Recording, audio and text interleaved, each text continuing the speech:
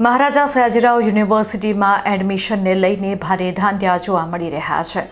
1700 જેટલા વિદ્યાર્થીઓના નામ ગાયબ થઈ જતા રજિસ્ટ્રારને આવેદનપત્ર આપવામાં આવ્યું છે અને ડીનના રાજીનામાની માંગ કરવામાં આવી છે। વડોદરાની વિશ્વવિખ્યાત મહારાજા સયાજીરાવ યુનિવર્સિટીની કોમર્સ ફેકલ્ટીના પ્રથમ વર્ષના પ્રવેશમાં ભારે ધાંધ્યા સામે આવ્યા છે। વડોદરાના સ્થાનિક વિદ્યાર્થીઓએ પ્રવેશ પરીક્ષા આપી હોવા છતાં જીકાસ પોર્ટલની ટેકનિકલ ખામી અને સત્તાધીશોની બેદરકારીને કારણે અંદાજે 1700 જેટલા વિદ્યાર્થીઓના માર્ક્સ ગાયબ થઈ ગયા છે અને મેરિટ લિસ્ટમાંથી નામ પણ નીકળી ગયા છે। આ ગંભીર અન્યાય અને કોમર્સ ફેકલ્ટીના ડીનની લાલિયાવાડી સામે સેનેટ મેમ્બર કપિલ જોશીની આગેવાનીમાં મોટી સંખ્યામાં વિદ્યાર્થીઓએ યુનિવર્સિટીની હેડ ઓફિસ ખાતે હોબાળો મચાવ્યો હતો। વિદ્યાર્થીઓએ રજિસ્ટ્રાર કે.એમ. ચુડાસમાને આવેદનપત્ર આપી ન્યાયની માંગ કરી હતી અને કોમર્સ ફેકલ્ટીના ડીન પ્રજ્ઞેશ શાહના રાજીનામાની ઉગ્ર માંગ કરી હતી। રજૂઆત કરવા પહોંચેલા વિદ્યાર્થીઓની શાન પાડવા રજિસ્ટ્રારે જણાવ્યું હતું કે તમારી જે પણ ફાઇલો અને વિગતો છે તે મને જમા કરાવો। તમારા એડમિશન માટેની પ્રક્રિયા હું ઝડપથી ચાલુ કરાવીશ। આ મામલે સેનેટ મેમ્બર કપિલ જોશીએ મીડિયા સમક્ષ આક્રોશ વ્યક્ત કર્યો હતો। બીજી તરફ એમએસ યુનિવર્સિટીના રજિસ્ટ્રારે પણ પ્રતિક્રિયા આપતા જણાવ્યું હતું કે વિદ્યાર્થીઓના ભવિષ્ય સાથે થયેલી આ છેડાછાડીને ગંભીરતાથી લેવામાં આવશે અને સત્તાધીશો આ વિષય પર યોગ્ય તપાસ કરીને આગળની કડક કાર્યવાહી હાથ ધરશે।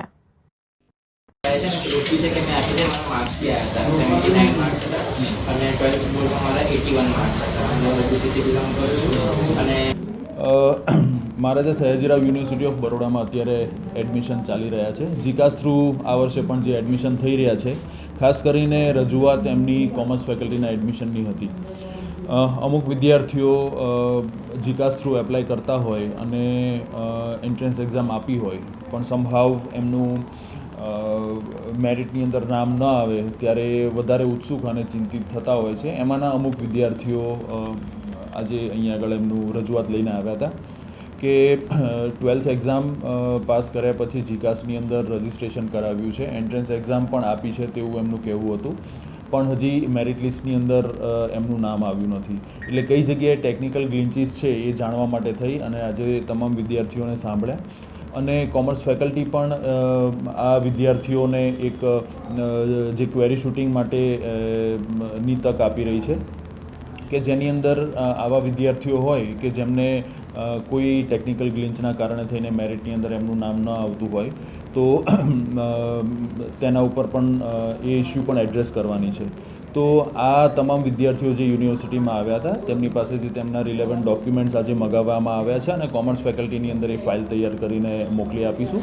કોમર્સ ફેકલ્ટી અત્યારે એક દિવસ આ જ કાર્ય કરી રહી છે કે આવા તમામ વિદ્યાર્થીઓ હોય તેમના સુધી પહોંચે અને તેમના ઇસ્યુને રિઝોલ્વ કરે તો આ ફાઇલ પણ કોમર્સ ફેકલ્ટીમાં મોકલી આપીશું અને તરત જ આ બધાના વિદ્યાર્થીઓની જે ચિંતા છે એનું રિઝોલ્યુશન આવે તેનો એવો યુનિવર્સિટીનો પ્રયત્ન છે। સાહેબ, લાગે ત્યારથી જીકાસ હોય છે ત્યારે તે વિવાદમાં જોયો છે ક્યાંક ને ક્યાંક એ જે પહેલાં જે પદ્ધતિથી એમએસના પોર્ટલથી એડમિશનની એ ચાલવી જોઈએ કે આની કોઈ રજૂઆત તમે ઉપર કરશો? જીકાસ એક એવો પ્રયત્ન છે કે વિદ્યાર્થીએ 5, 7, 10 યુનિવર્સિટીની અંદર ન જવું પડે અને સિંગલ વિન્ડો ઓપરેશનથી એક જ ફોર્મ ભરે ઇનહાઉસ એ એપ્લાય કરી શકે।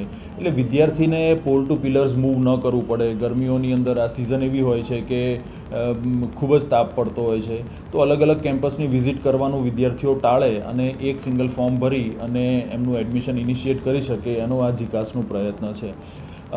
પ્રયત્ન એટલા માટે છે કે એક તો કોસ્ટ સેવિંગ વિદ્યાર્થીનું થાય અને બીજું ટાઈમ સેવિંગ અને રિસોર્સિસ પણ બચે। હવે જ્યારે આ તમામ ડેટા તમામ યુનિવર્સિટીઝને ડિસ્ટ્રીબ્યુટ થાય છે અને પછી મેરિટ બને છે એમાં કોઈ જગ્યાએ ક્યારેક ટેકનિકલ ગ્લિચ આવી જતી હોય છે પણ એટ ધ એન્ડ આના રિઝોલ્યુશન્સ અને નંબર ઓફ રાઉન્ડ્સ જે થાય એની અંદર તમામ વિદ્યાર્થીઓના ઇસ્યુઝ એડ્રેસ થઈ જતા હોય છે। આ વખતે પણ યુનિવર્સિટીનો પૂરો પ્રયત્ન છે કે કોઈ પણ ટેકનિકલ ગ્લિચ આવી હોય તે તમામ વિદ્યાર્થીઓના ઇસ્યુઝ સેકન્ડ રાઉન્ડ કે થર્ડ રાઉન્ડ સુધીની અંદર રિઝોલ્વ કરે અને તમામ લાયક વિદ્યાર્થીઓ જે એલિજિબલ થતા હોય તેમના એડમિશન પણ યુનિવર્સિટી કરે। કોમર્સ ફેકલ્ટીમાં આ વર્ષે જે પ્રથમ વર્ષ પ્રવેશની જે પરીક્ષા જે વડોદરાના વિદ્યાર્થીઓને દેવાની આવી એ ખરેખર પડિયા ઉપર એક પાટું કહેવાય। આખા ગુજરાતમાં કોઈ પણ યુનિવર્સિટી કે કોલેજ FY BComની એન્ટ્રન્સ એક્ઝામ લેતું નથી। આ યુનિવર્સિટીની અંદર તમે જોયું હશે કે આપણે કોમર્સ ફેકલ્ટીમાં એક કહાવત હું કહેવા માગું છું કે નવો બાવો ચીપિયો વધુ ખખડાવે. તો હાલનો જે નિમણૂક થયેલો ડીન પ્રોફેસર પ્રજ્ઞેશ શાહ એ આ પ્રવેશ પ્રક્રિયાની જે અહીંયા જે સિસ્ટમ નાખી એ ખરેખર સિસ્ટમ એક પૈસા કમાવા માટે છે અને એ સિસ્ટમ 200 રૂપિયા તમે વિચારો કે ઇન્ટરેસ્ટ રેટના ઉઘરાવે, 300 રૂપિયા જીકાસવાળા ઉઘરાવે, એટલે 500 રૂપિયાનો તો ચાંદલો વિદ્યાર્થીઓને એડમિશન મળે કે ના મળે 500 રૂપિયાનો ચાંદલો તમારે કરી જ દેવાનો. એટલે ખરેખર આ શિક્ષણ જે મહારાજાએ એનું એક વિઝન હતું કે મારો વડોદરાનો કોઈ પણ વિદ્યાર્થી ભણવાથી વંચિત ના રહેવો જોઈએ અને મફતમાં સારું શિક્ષણ મળવું જોઈએ.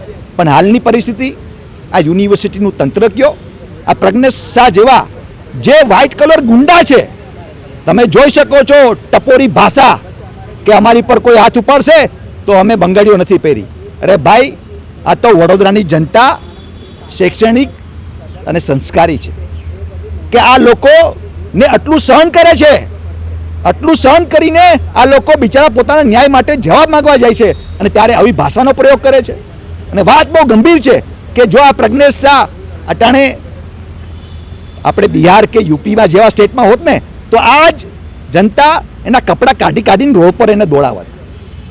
પણ આ વડોદરાની જનતા આપણી બહુ ભોળી છે, એટલી ભોળી છે કે એટલી સહન કરે છે કે વિદ્યાર્થીઓ આટલા દિવસિયા પોતાના હક માટે જ્યારે એન્ટ્રન્સ એક્ઝામ આપેલી છે તો એના નામ એબ્સન્ટમાં દેખાય છે, ઘડીએ ઘડીએ ધક્કા ખાય છે, કોઈ જવાબ નથી આપતું.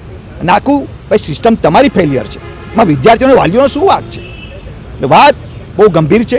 આજે રજિસ્ટરને અમે આવેદનપત્ર દેવા આવ્યા હતા વાઇસ ચાન્સલર સાહેબને, પણ રજિસ્ટર કેમ ચુડાસમા સાહેબે ખાતરી આપી, બધા વિદ્યાર્થીઓને વ્યક્તિગત સાંભળ્યું અને બધા વિદ્યાર્થીઓ પાસેથી એને ડોક્યુમેન્ટ મંગાવ્યા છે અને એને કીધું છે કે બધા વિદ્યાર્થીઓને એના અધિકાર અને બધાને એડમિશન મળશે. એટલે આવનાર દિવસોમાં યુનિવર્સિટીના તંત્રોને કહેવા માગું છું કે આ પ્રજ્ઞેશ શાહ જેવા વ્હાઇટ કલર ગુંડાનું રાજીનામું લઈને નાને ઘર ભેગા કરો. હાલની તબક્કામાં આ યુનિવર્સિટીની અંદર થૂતું થઈ રહ્યું છે, કોના પાપે? આ પ્રજ્ઞેશ શાહના પાપે. એટલે એ પણ અમે રજૂઆત કરી છે કે આ એન્ટ્રન્સ એક્ઝામ FY BComમાં બંધ થવી જોઈએ અને આ પ્રજ્ઞેશ શાહ જેવા વ્હાઇટ કોલર ગુંડા જે ટપોરી ભાષાના પ્રયાસ કરીને બધાને ધમકાવવાનો પ્રયાસ કરે છે, આવા લોકોને સસ્પેન્ડ કરો કે ટર્મિનેટ કરો કે આવા લોકોને રાજીનામું લ્યો. એ માંગ સાથે આજે અમે રજિસ્ટર સાહેબને મળ્યા હતા. આ બોર્ડમાં 81% આવ્યા છે અને એન્ટ્રન્સ એક્ઝામ હતી ને તો એના માર્ક્સમાં મારા 79 આવ્યા છે. તો જ્યારે એડમિશન અને મેરિટમાં મારું નામ આવ્યું નહીં તો મેં ક્વેરી કરવા માટે ગયો ત્યાં આગળ હેલ્પ ડેસ્ક પર. તેમને મને એવું કીધું કે એપ્લિકેશન લખી લો અને મેં કીધું કે આનું કોઈ એશ્યોરન્સ કરું, કોઈ ખાતરી ખરી કે મને એડમિશન મળશે કે નહીં મળે. તો કોઈ અમારી વાત સાંભળવા રેડી નથી. બધા એવું કહે છે ખાલી એપ્લિકેશન લખો, અમે જીકાસને આપશું અને પછી આગળ જે થશે એ થશે. અને એવું કહે છે કે 7 તારીખે બીજી મેરિટ આવશે, એમાં ચાન્સ છે. પણ અમે એવું કહીએ છીએ કે આમાં અમારો તો કોઈ વાંક છે જ નહીં. અમે તો એમને જે કીધું એ બધું કર્યું છે. અમે લોકોએ 12 પાસ આઉટ કર્યું, પછી એન્ટ્રન્સ એક્ઝામ આપે, એના પૈસા ભર્યા, બધા ફોર્મ ભર્યા, અમે તો બધું કર્યું છે. તો બી અમારે ધક્કા ખાવાનું થાય છે ને આ બધું થાય છે. તો અમે એવું જ કહેવા માંગીએ છીએ બધા કે એ લોકો એવું કહેતા હતા કે વડોદરાના 95% વિદ્યાર્થીઓને એડમિશન આપવામાં આવશે. તો શું અમે વડોદરાના નથી? અમને એડમિશન નહીં મળ્યું તો અમે વડોદરાના નથી?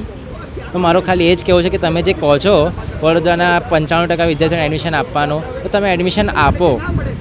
બસ આજે અમે આ MSU હેડ ઓફિસે આવ્યા છે રજૂઆત કરવા, જે આગળના મેઇન રજિસ્ટર છે ને એમને. તો એમને અમારી બધાની વ્યક્તિગત રીતે વાત સાંભળી અને ડોક્યુમેન્ટને બધું મંગાવ્યું છે અને એવું કીધું છે કે અમે તમારું સ્ટેપ્સ લેશો આગળ એડમિશન માટેના એને બધું કરીશું.